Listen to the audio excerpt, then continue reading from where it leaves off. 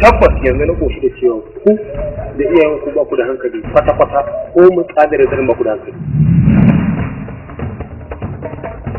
Sanata shi kenan iyayen ku masu lafiya ka sharɓar sai ku ta wuce na ku kwashe kuɗi ku? Baka da uba ko baka da uwa? Ita da ni tun ina ɗan ƙarami mahaifina ya mutu. Mahaifiyata ba ta da halin da za ta taimaka mini saboda ta kuma tana da rauni. Haifar. Zan ka yadda mahaifina ta je ta je yana can tafi yana sai da su. Haifar.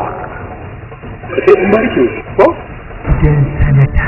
An baje badakalar ɗaukan shirin a tabarmar hulɗi ga mai ido ya kalli fuskokin da ke taka rawa a wani nau'in shiri da ke da lakabin suna. Jan sanata. Kai, bari ga yanku daga yau.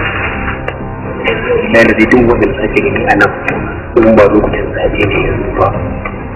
Ya yi da ya yi da yankin sai dan sakar maka. Ko sakarin cin zaɓe.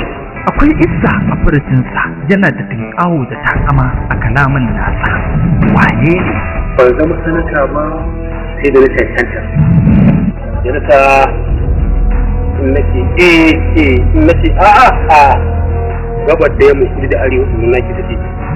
Na kawo motion a majalisa kan gaba ta ce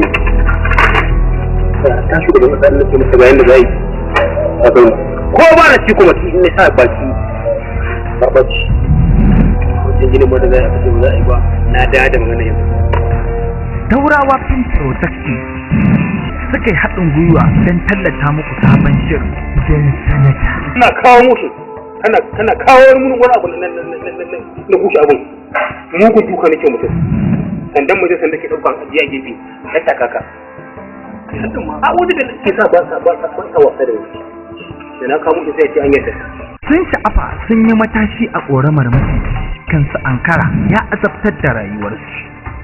Sun kawo mutum ko ka rawar ta wuce ko ɗan sanda ko ɗan man kowa in dai mutum mara ne ya tsaya ma akan hanyar Ɗaukar nauyin shirin Rabahan Lira Daura, producing shirin Malam Hafiz duka a cikin shirin fim Jan sanata.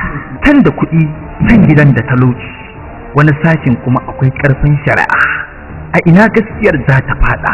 Daraktan shirin Muhammad Nura Mai Shabbabu kalle shi mana sunansa Jan sanata.